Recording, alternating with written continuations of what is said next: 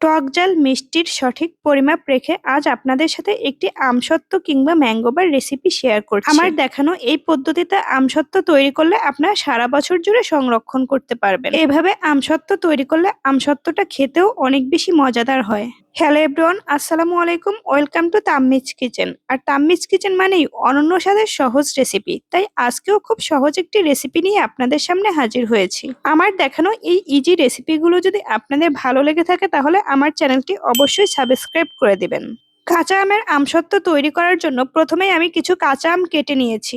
আমি এখানে প্রায় 1 কেজি পরিমাণ কাঁচা আম কেটে নিয়েছি।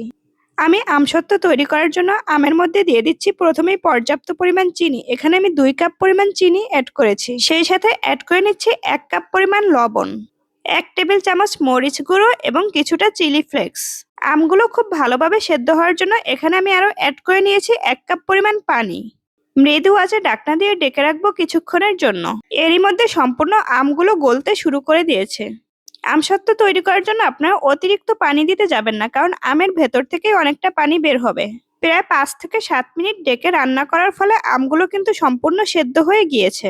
আমগুলো সেদ্ধ হয়ে গেলে একটি ডাল ঘুটনি কিংবা বিটারের সাহায্যে এগুলোকে একদম মিহি পেস্ট করে নিতে হবে। আমি আজ ডাল ঘুটনি দিয়ে সবগুলো আমকে সমানভাবে মিহি পেস্ট করে নিচ্ছি। আবার কেউ চাইলে ব্লেন্ডার জগে ব্লেন্ড করে নিতে পারেন।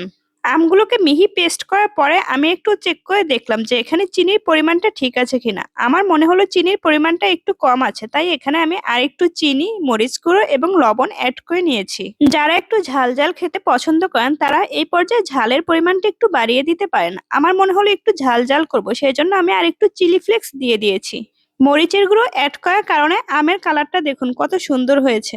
আপনারা চাইলে এখানে ফুড কালার ইউজ করতে পারেন। আপনারা চাইলে এখানে গ্রিন কিংবা রেড কালারের ফুড কালার অ্যাড করতে পারেন, কিন্তু আমার মনে হলো যে আমি অরিজিনাল কালারটাই রাখবো, সেই জন্য আমি কোনো ফুড কালার ইউজ করিনি।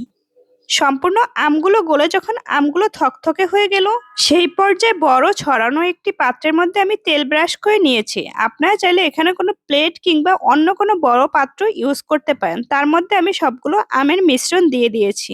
আমের মিশ্রণগুলো যখন গরম অবস্থায় থাকবে চেষ্টা করবেন সেই পর্যায়ে আমগুলোকে অন্য একটি পাত্রে এভাবে ছড়িয়ে দেওয়ার জন্য। দেখার সৌন্দর্যের জন্য আমি এখানে কিছু শুকনো মরিচ উপর থেকে ছিটিয়ে দিয়েছিলাম। আমসত্ত্ব তৈরি করার জন্য আমের মিশ্রণগুলোকে আমি 2 দিন যাবত এভাবে কড়া রোদে শুকোতে দিয়েছিলাম। শুকানোর পরে আমসত্ত্বর ফাইনাল লুকটা দেখতে ঠিক এরকম হবে। এই পর্যায়ে একটি নাইফের সাহায্যে খুব ভালো করে আমসত্ত্বগুলো পছন্দ মতো সাইজ করে কেটে নিতে হবে।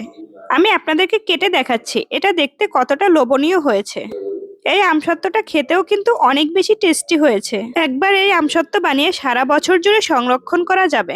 আমার রেসিপি দেখে আপনারা চাইলে আমের এই সিজনে এভাবে আমসত্ত্ব তৈরি করে রাখতে পারেন।